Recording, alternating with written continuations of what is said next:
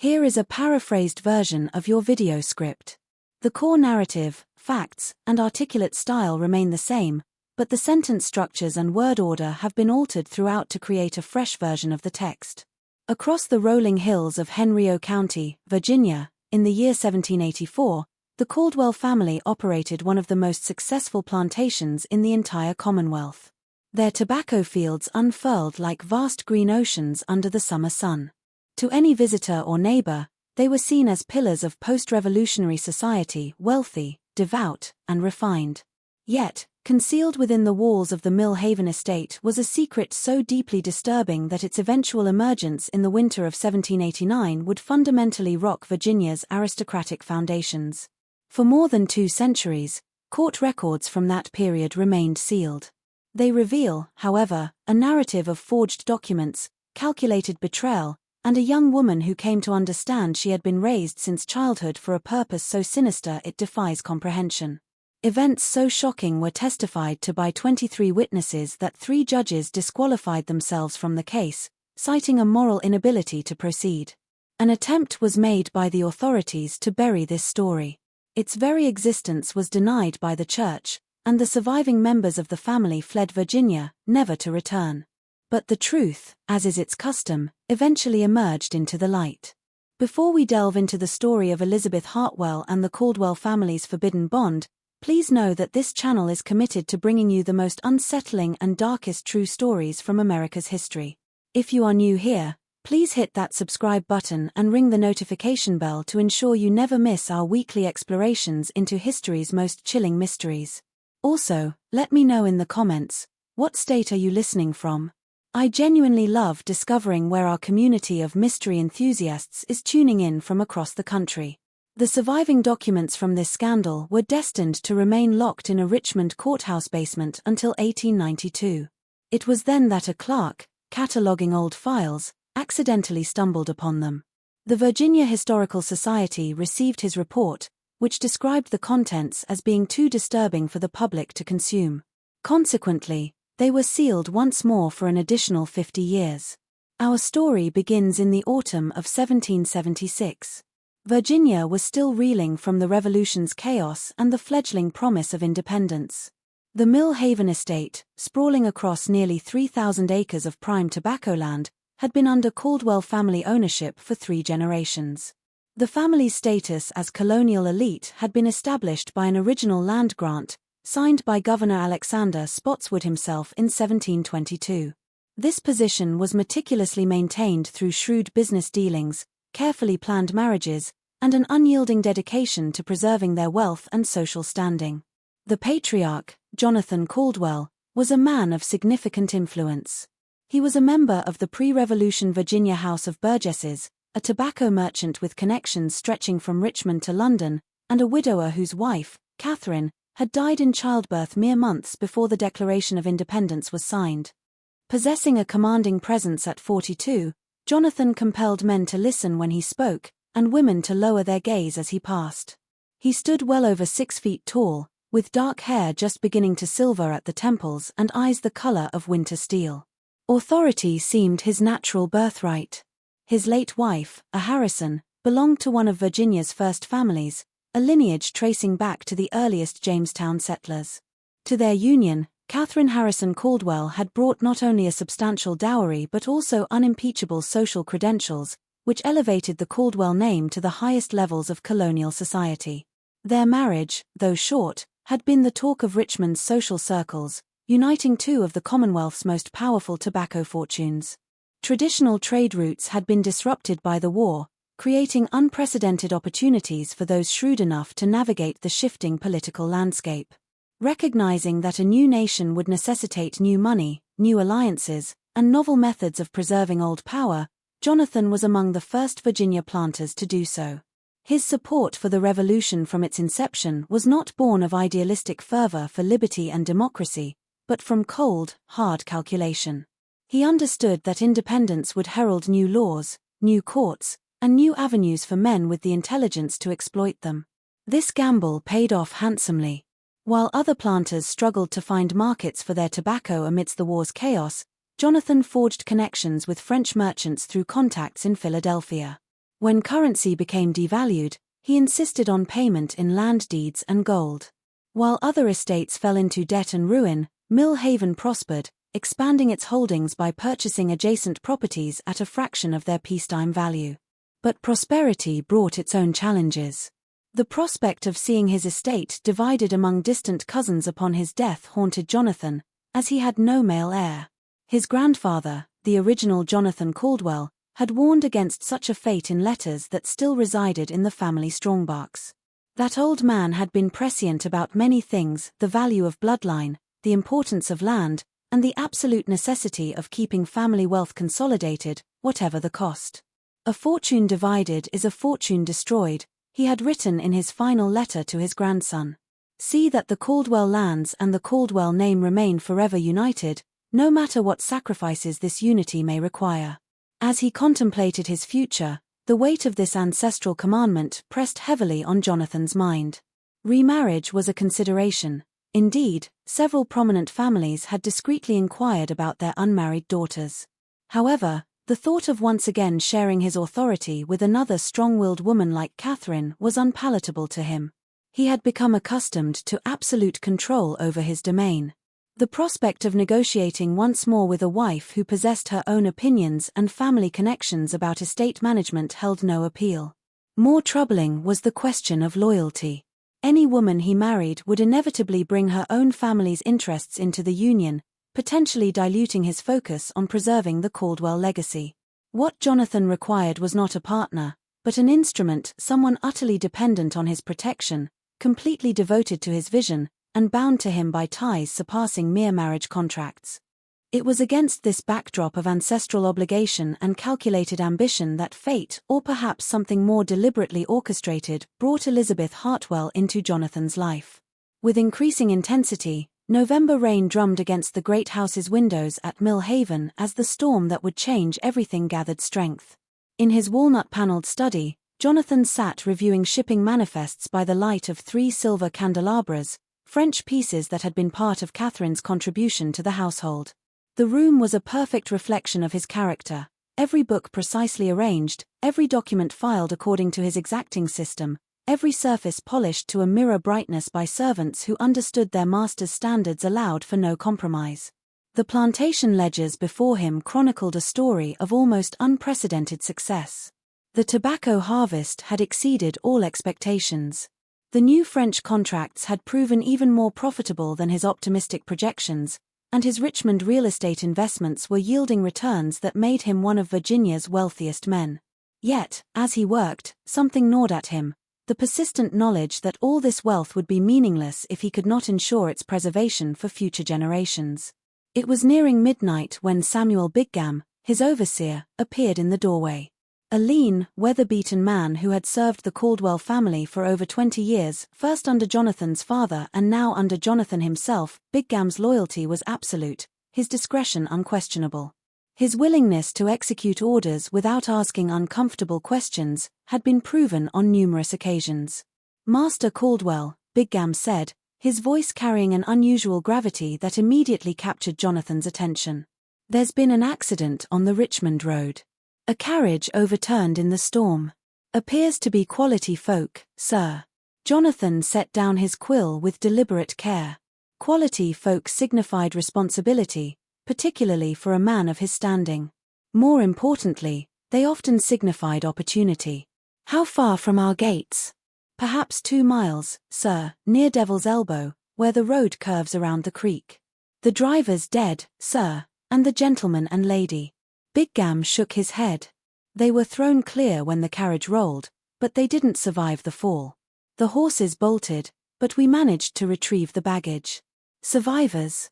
"A child, sir. A girl, perhaps 10 or 11 years of age. She was thrown into the bushes, which probably saved her life. The girl keeps asking for her Uncle Thomas, but she's in shock, sir. Doesn't seem to recall much else about what happened." Jonathan's mind immediately began calculating possibilities. Orphaned children from quality families often presented intriguing opportunities for a man with the resources and connections to exploit them properly. What of identification? Papers, letters, anything that might tell us who they were. Big Gam's expression grew carefully neutral, a look Jonathan recognized as indicating information his overseer preferred not to discuss in detail. Found some documents in the gentleman's coat, sir. Name appears to be William Hartwell, traveling with his wife Margaret and their daughter. They were carrying a considerable sum in gold, sir. Payment for land they were apparently planning to purchase in the Kentucky territories. The mention of gold sparked Jonathan's immediate interest, but it was Big Gam's tone that commanded his full attention. There was something the overseer wasn't saying directly, something necessitating a more private conversation. Bring the child here immediately, Jonathan instructed. See that she's cleaned, fed, and given dry clothing. And Samuel, he paused, meeting his overseer's eyes with a look conveying volumes without words, will discuss the other details of this unfortunate accident in private once the child is settled. What Jonathan saw when he entered the guest bedroom an hour later would remain etched in his memory forever. The child sat on the edge of the four-poster bed that had once belonged to his grandmother, still wearing a nightgown that Martha, the head house servant, had found for her. Despite her ordeal, something unmistakably refined marked her bearing, the way her hands were folded in her lap, the careful pronunciation of her words when she thanked Martha for the warm milk, the quality of her abandoned dress that now hung drying by the fire. But it was her face that truly captured Jonathan's attention. The child bore a striking resemblance to his late wife, Catherine, particularly around the eyes and the delicate set of her jaw. Once washed and dried, her hair proved to be the same rich chestnut brown as Catherine's. And when she looked up at him with those large, dark eyes, Jonathan felt a shock of recognition that made his breath catch in his throat. "What is your name, child?" Jonathan asked, his voice unusually gentle as he took a seat in the room's single chair, positioning himself at her eye level. "Elizabeth Hartwell," she replied, her voice barely above a whisper, but carrying the refined accent of educated society. "My parents, are they truly gone?" Samuel said there was an accident, but I thought perhaps. The question hung in the air like smoke from the dying fire. Jonathan studied the girl's face more carefully, noting not just her resemblance to Catherine, but also the intelligence that sparkled in her eyes despite her obvious distress. This was no common orphan, no simple farm child who could be easily dismissed or quickly forgotten. This was a child of obvious good breeding, well-educated and articulate, who would be missed and sought after if she simply disappeared. But she was also utterly alone, frightened, and completely dependent on his charity for survival. "I'm afraid so, my dear," Jonathan said softly, reaching out to pat her hand in what appeared to be a gesture of paternal comfort. "But you're safe now. Tomorrow, we'll make inquiries about this Uncle Thomas you mentioned. We'll find your family and see that you're properly cared for." Even as he spoke these comforting words, Jonathan's mind was already working through possibilities that would have horrified a less calculating man. Here was a child of obvious quality, orphaned and alone, with family connections that were apparently distant and difficult to verify. The possibilities were not just intriguing, they were extraordinary. "Thank you, sir," Elizabeth said, her natural politeness shining through despite her exhaustion and grief. "You're very kind to take me in. I don't know what would have happened if your man hadn't found me." Jonathan's smile was warm and reassuring, masking thoughts that were anything but paternal. "Think nothing of it, my dear. It's our Christian duty to help those in need. And I suspect you and I are going to become very well acquainted indeed." That night, as Elizabeth slept in the guest room under the watchful eye of Martha, Jonathan met with Samuel Big Gam in the estate's wine cellar, a location chosen specifically for its privacy and the impossibility of their conversation being overheard. What passed between them in that dimly lit stone chamber would set in motion events of unimaginable consequence. The first inquiry letter Jonathan wrote was never sent. Instead, it joined a growing collection of documents in a locked drawer of his studied documents that told a very different story than the one he presented to his neighbors and the local authorities. Through careful and methodical investigation, Jonathan learned that Elizabeth's parents, William and Margaret Hartwell, had indeed been traveling to meet relatives in the western counties when their fatal accident occurred. But these relatives lived in settlements so remote and isolated, near the Kentucky border in the mountains, that communication was sporadic at best and often took months to traverse the dangerous wilderness roads. More importantly, the Hartwells had been relative newcomers to Virginia, having moved from Maryland just 5 years prior to establish a small but prosperous shipping business in Norfolk. This meant their local connections were limited, their social circle was small, and their sudden disappearance would likely be attributed to the dangerous conditions of frontier travel rather than foul play.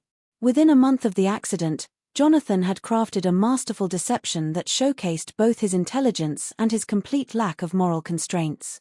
He presented himself to the county clerk as Elizabeth's appointed guardian, bearing carefully forged documents that claimed her mysterious Uncle Thomas had died of fever in the Kentucky wilderness just weeks before her parents' carriage accident. The timing was perfect, tragic enough to evoke sympathy, recent enough to explain why no one had been notified, and distant enough to make verification impossible.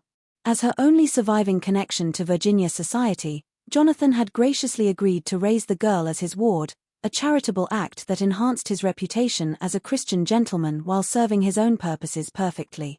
The county clerk, overwhelmed with the administrative chaos left by the war and impressed by Jonathan's standing in the community, accepted the documents without question and officially appointed him as Elizabeth's legal guardian.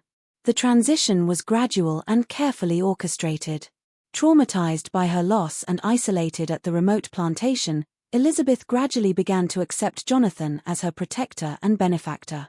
He hired Miss Adelaide Fenwick, an educated spinster from Richmond, as her tutor, ensuring that Elizabeth received an education appropriate to her station while carefully controlling her exposure to the outside world. He ensured she was treated with kindness and respect by the household staff, provided her with beautiful clothing and books, and slowly began the process of molding her into something very specific to his needs. But Jonathan's plans required more than simple guardianship. In the winter of 1778, he made a trip to Richmond that would prove crucial to his ultimate design. There, in the elegant offices of his lawyer, Cornelius Vance, Jonathan executed a series of legal maneuvers that were breathtaking in their audacity and sophistication. Vance was a man who understood the value of discretion and the importance of asking no uncomfortable questions when dealing with clients of Jonathan's caliber. Short and precise, with thinning grey hair and the soft hands of a man who had never performed manual labor, he had built his practice on serving the complex legal needs of Virginia's plantation elite. His offices occupied the second floor of a federal-style building on Main Street, furnished with imported mahogany and lined with leather-bound legal volumes that represented decades of studying the intricacies of property law, inheritance rights, and marriage contracts. First, Jonathan had Vance draw up formal adoption papers, making Elizabeth legally his daughter and potential heir to his estate. The documents were masterpieces of legal precision, establishing not only his parental authority over her, but also her rights to inherit Mill Haven estate in the absence of other direct heirs. To any casual observer, this appeared to be nothing more than the generous act of a childless widower providing security for an orphaned child.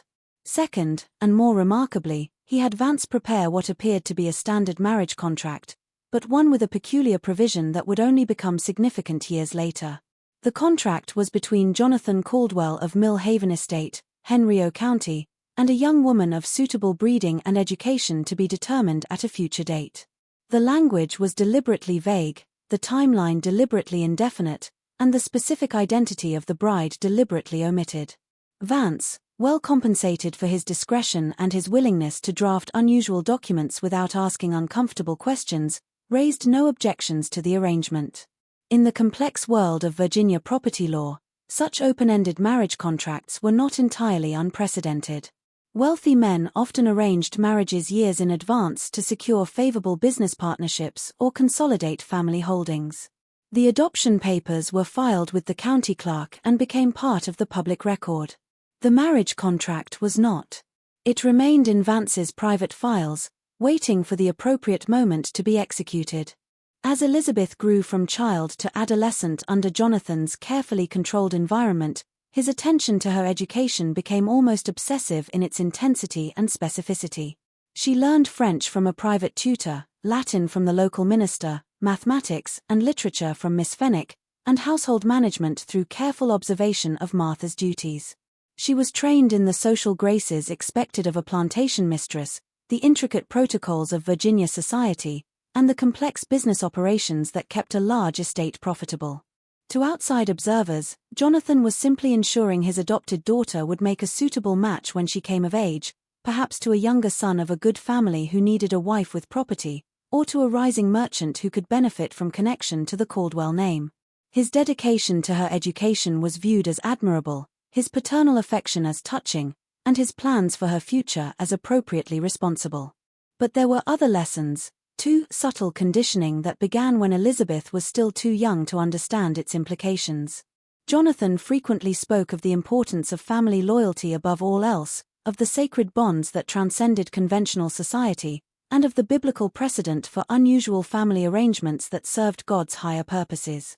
He told her stories of the patriarchs of old, men who had multiple wives and complex family structures that ensured the survival of their bloodlines through difficult times. He spoke often of the Caldwell family history, emphasizing the sacrifices that previous generations had made to preserve their land and legacy. He told her of ancestors who had died defending their property, of family members who had made difficult choices to ensure survival, and of the sacred obligation that each generation owed to those who came before and those who would come after. Gradually, almost imperceptibly, Jonathan began to emphasize Elizabeth's special role in this continuing saga. She was not merely his adopted daughter, he explained, but the key to preserving everything the Caldwell family had built over generations. She was intelligent enough to understand business, beautiful enough to reflect credit on the family name, and loyal enough to put family interests above personal desires. By 1782, when Elizabeth was 16 and blossoming into a young woman of remarkable beauty and intelligence, the psychological foundation of Jonathan's plan was nearly complete. She had been isolated from contact with young men her own age, told repeatedly that her destiny lay in preserving the Caldwell legacy, and gradually conditioned to see Jonathan not merely as her adoptive father, but as the center of her universe and the architect of her future. The final phase of Jonathan's plan began in the spring of 1784 when he announced to Elizabeth that he had received correspondence from a distant cousin who wished to arrange a marriage that would unite two branches of the Caldwell family and ensure the estate's preservation for future generations. The proposal, he explained, represented the culmination of years of careful planning and would secure her future while honoring the obligations she owed to the family that had raised her. Elizabeth's first glimpse of her intended husband came in the form of an exquisite miniature portrait that Jonathan presented to her in his study on a warm April morning.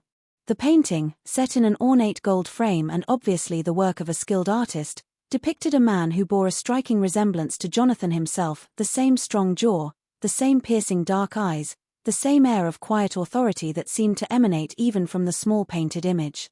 "His name is Jonathan Caldwell," her adoptive father explained, his voice carefully neutral as he watched her examination of the portrait. "He's a cousin from the western counties, a man of good character and substantial means who has built quite a successful tobacco operation in the mountains. The marriage would unite our family holdings and ensure that Mill Haven estate remains intact for future generations." Elizabeth studied the portrait with growing confusion, noting details that seemed somehow familiar yet impossible. The man's clothing was expensive but slightly outdated, his pose formal in the manner of portraits painted a decade earlier. Most puzzling of all was the uncanny resemblance to Jonathan, so striking that they could have been brothers rather than merely cousins. "But his name is the same as yours, Papa," she said, using the affectionate term she had called him since childhood. "How can this be? I thought our family naming customs were more varied." Jonathan's explanation was both brilliant and horrifying in its calculated simplicity. The cousin, he explained, had been named for the same ancestor, a common practice in colonial families seeking to honor their forebears and maintain connections across generations. This Jonathan Caldwell had inherited land in the Shenandoah Valley and had built a successful tobacco operation there, but he lacked the social connections and cultural refinement that came with generations of established wealth and position in Richmond society. The marriage would benefit both parties, Jonathan continued with the smooth persuasiveness of a practiced manipulator. The cousin would gain access to Virginia's aristocratic society and the business connections that came with the Caldwell name, while Elizabeth would help preserve the family estate and ensure that her own future was secure. More importantly, the union would keep the family wealth consolidated rather than allowing it to be dispersed among various distant relatives who might not share their commitment to preserving the Caldwell legacy. "But I would be leaving you," Elizabeth said, and Jonathan was pleased to detect the genuine distress in her voice. Over the years, he had carefully cultivated her emotional dependence on him, ensuring that the thought of separation would be not just uncomfortable, but nearly unthinkable. "Not leaving, my dear," Jonathan replied, his voice soft with paternal affection that masked deeper, darker currents of satisfaction. "Expanding our family. This union has been arranged with great care to ensure that you will never be far from those who love you most. In fact, the arrangement includes provisions for your new husband to spend considerable time here at Mill Haven, helping to manage the combined operations of both estates." The wedding preparations began immediately, but they were unlike any Elizabeth had witnessed during her occasional visits to neighboring plantations or her rare trips to Richmond society events. Rather than the grand public ceremony typical of Virginia plantation society, with its elaborate guest lists and weeks of festivities that might involve hundreds of family, friends, and business associates, this would be a private affair conducted at Mill Haven Estate with only a small number of carefully selected witnesses. Jonathan explained this unusual arrangement as a necessity of both practical and social considerations. Many prominent families remained scattered by the recent conflict. Travel was still dangerous in many areas, and the groom's family had expressed a preference for a simple ceremony that would not interfere with the complex business negotiations that were part of the marriage settlement. Additionally, the bride's orphaned status made a large celebration inappropriate. It would be more seemly to conduct the ceremony with dignity and restraint rather than the elaborate festivities that might seem insensitive given her tragic background. As summer gave way to autumn, Elizabeth found herself increasingly troubled by aspects of the arrangement that didn't seem quite right. Despite her respect for Jonathan's judgment and her gratitude for his care, the wedding invitations, which she was not permitted to see personally, were allegedly sent to the groom's family and various distant Caldwell relatives, but no responses ever arrived at Mill Haven. When she asked to read the letters of acceptance or regret that should have been flooding in from invited guests, Jonathan explained that such correspondence was being handled through his lawyer in Richmond to avoid burdening her with unnecessary details. When she requested permission to correspond with her intended husband before the ceremony, a reasonable desire that would allow them to become acquainted before their wedding day, Jonathan explained that the man was currently traveling on business throughout the Western Territories and preferred to maintain the traditional formality of limited contact before marriage. Such restraint, he assured her, was actually a mark of respect and serious intent rather than indifference. Most disturbing of all were the legal documents that Cornelius Vance brought to Mill Haven in September. Riding out from Richmond in a hired carriage loaded with leather portfolios and mahogany document cases, Elizabeth was asked to sign various papers related to her inheritance rights, the marriage settlement, and the complex business arrangements that would unite the two branches of the Caldwell family. But when she attempted to read them carefully, both Jonathan and Vance assured her that the legal language was far too complex for anyone without legal training to understand properly. "These are merely formalities required by Virginia law," Vance explained in his precise professional manner. "Standard documents that establish your rights as both an heir to the Caldwell estate and as a bride entering into a marriage contract that involves substantial property considerations. Your signatures are necessary to make the arrangements legally binding, but the actual terms have been negotiated by your father and myself to ensure your complete protection." One document in particular caught Elizabeth's attention, a property deed that seemed to transfer her inheritance rights as Jonathan's adopted daughter to someone else entirely. When she questioned this alarming development, Jonathan's explanation was smooth and rehearsed.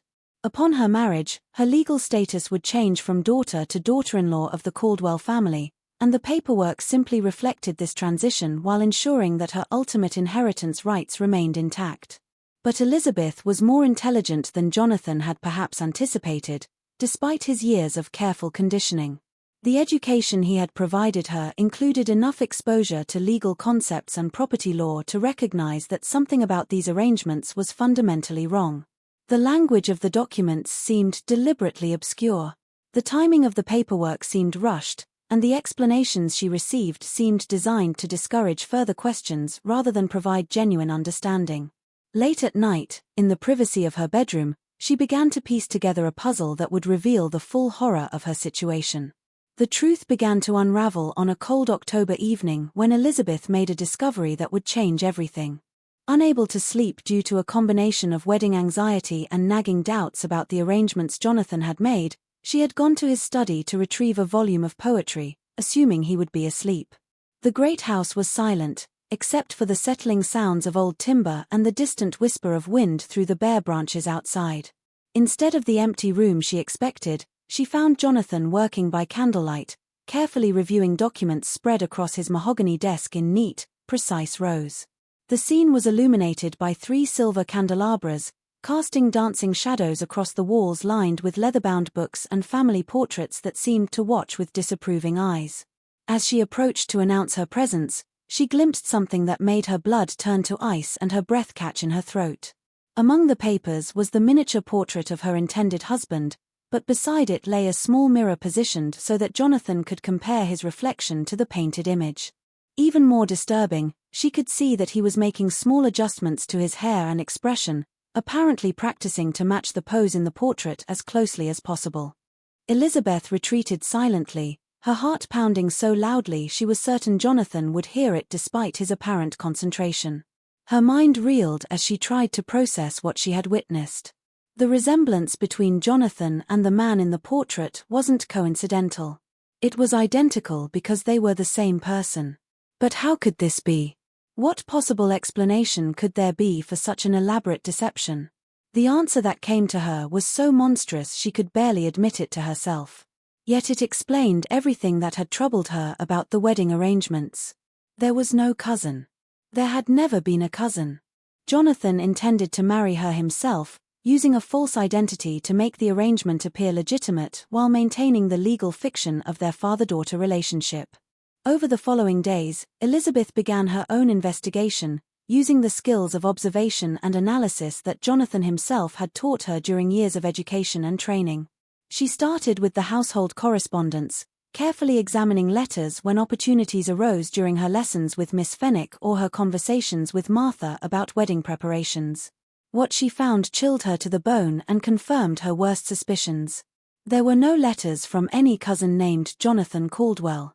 There were, however, communications from Cornelius Vance discussing the special arrangements and the need for absolute discretion regarding the unusual nature of the ceremony. There were also bills from a Richmond portraitist for modifications to an existing miniature and payments to various merchants for clothing and accessories that seemed designed to alter someone's appearance. The breakthrough came when Elizabeth discovered a locked drawer in Jonathan's study during one of his trips to Richmond on business. Using a hairpin and techniques she had learned from watching Martha repair household locks, she managed to open it while the house was busy with afternoon chores and her presence in the study would not be questioned. Inside, she found documents that revealed the true scope of his deception. The original inquiry letters about her parents that had never been sent. The forged guardianship papers establishing his authority over her. The fabricated correspondence supposedly from the fictional cousin expressing eagerness for the marriage. And most damning of all, detailed notes in Jonathan's handwriting outlining his plans for their wedding night and the years that would follow. But it was the marriage contract that revealed the full horror of her situation. The document in Vance's careful legal handwriting was between Jonathan Caldwell of Mill Haven Estate, Henrico County, and Elizabeth Hartwell, legally adopted daughter of the aforementioned Jonathan Caldwell. There was no mention of any cousin. The groom and the adoptive father were explicitly identified as the same person.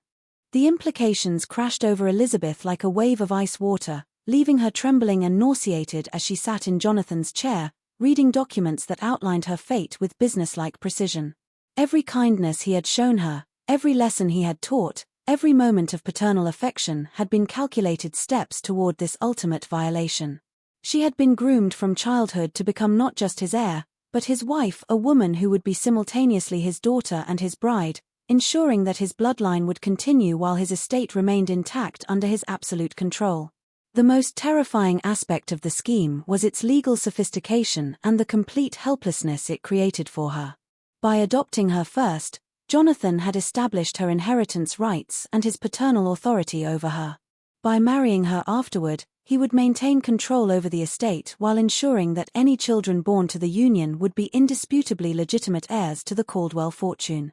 In the complex legal landscape of post-revolutionary Virginia, where property rights were paramount and family bloodlines determined social standing, the arrangement was disturbing, but not necessarily illegal. Even more horrifying were Jonathan's notes about his long-term plans.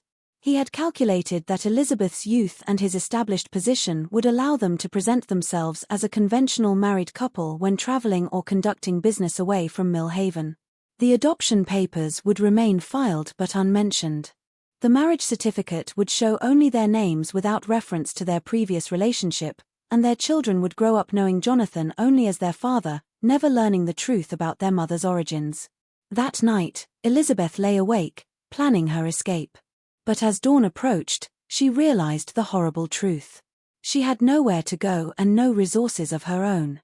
Jonathan had been meticulous in his isolation of her from the outside world. She had no friends her own age, no connections to families who might help her, no money or property in her own name. Even if she could prove what he intended to do, the very documents that would serve as evidence had been crafted to make her appear complicit in the arrangement.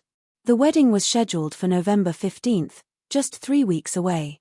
Time was running out, and Jonathan's trap was nearly perfect in its cruel completeness.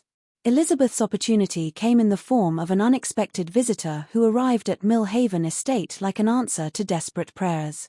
On November 3rd, a traveling minister named Reverend Thomas Hartley appeared at their gates, seeking shelter for the night during his journey between parishes in the Virginia countryside.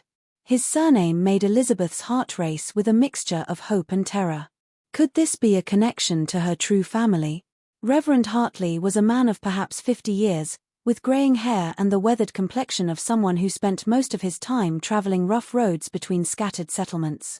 His clothing marked him as a man of modest means but respectable station, and his conversation during dinner revealed an extensive knowledge of Virginia families and their histories, knowledge that came from years of performing baptisms, marriages, and funeral services throughout the Commonwealth.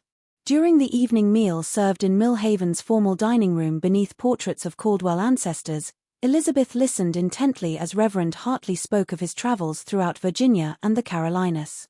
He told stories of frontier settlements, isolated plantations, and the challenges of ministering to communities scattered across hundreds of miles of wilderness. When Jonathan stepped away to instruct Samuel Bigham about accommodations for their guest, Elizabeth seized her chance. "Reverend Hartley," she said quietly, her voice carefully controlled despite the excitement and fear coursing through her. "Might I ask if you knew a family named Hartwell? I believe they may have been distant relations of mine." The minister's weathered face brightened with recognition and genuine warmth. "Indeed I did, child. William and Margaret Hartwell. Tragic loss, that carriage accident some years back. They were good people, faithful Christians who attended my services whenever they were in Norfolk on business. They spoke often of their daughter, Elizabeth, a bright girl they were taking to live with Margaret's brother in the Kentucky territories after they concluded some business dealings in the West." Elizabeth's composure nearly shattered as she heard confirmation of facts that Jonathan had claimed were impossible to verify. Her brother, not her uncle? Thomas. Brother Thomas, yes. Thomas Whitfield was his name, though Margaret had kept her maiden name of Hartwell after marriage. Not uncommon in families where the woman brings substantial property to the union. Last I heard, he was still operating a trading post near Harrodsburg. Still hoping for word of his sister's family. Quite worried about them, actually, since they never arrived for their planned meeting. "Why do you ask, child?" Before Elizabeth could respond, Jonathan returned to the dining room and the conversation shifted to other matters. But Elizabeth had learned enough to confirm her worst fears while simultaneously discovering that she had family, real family, still alive and searching for her. And the Uncle Thomas that Jonathan claimed had died was actually Margaret's brother. He bore a different surname entirely, and he was not only alive but actively seeking information about her parents' fate. That night, Elizabeth made a desperate decision that would require every ounce of courage and intelligence she possessed. She would confront Jonathan directly, not to seek his mercy or attempt to negotiate her freedom, but to gather the evidence she would need to expose his crimes to Reverend Hartley. If she could convince the minister to carry word of her situation to the authorities in Richmond, she might have a chance to escape the trap that had been closing around her for 13 years. She waited until the household was asleep, then crept through the darkened corridors to Jonathan's study, where she knew he often worked late into the night, reviewing business correspondence and plantation records. She found him exactly as she had expected, reviewing the final details of their wedding ceremony. The forged documents spread before him like the plans of a military campaign. When he looked up and saw her standing in the doorway, still wearing her white nightgown and wrapper, his expression shifted from surprise to something far more dangerous, a cold calculation that reminded her forcefully that she was completely alone with a man capable of murder. "Elizabeth," he said calmly, setting down his quill with deliberate precision. "You should be sleeping. Tomorrow we have many preparations to complete for our wedding ceremony." The possessive emphasis he placed on the word "our" sent a chill through her, but Elizabeth forced herself to remain steady. "There is no cousin," she said, her voice surprisingly strong despite the terror coursing through her veins. "There never was. You intend to marry me yourself." Jonathan's mask of paternal affection finally slipped completely, revealing the cold predator that had always lurked beneath the surface. The transformation was terrifying in its completeness.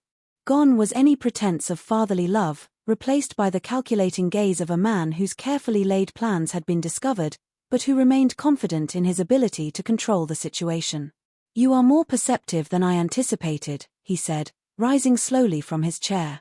His imposing frame cast long shadows in the candlelight, and Elizabeth was reminded forcefully of how physically powerless she was against him.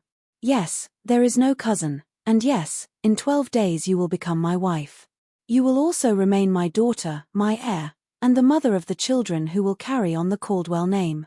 It is an arrangement that serves everyone's interests perfectly." "Everyone's interests but mine," Elizabeth replied, surprised by her own boldness in the face of such overwhelming danger.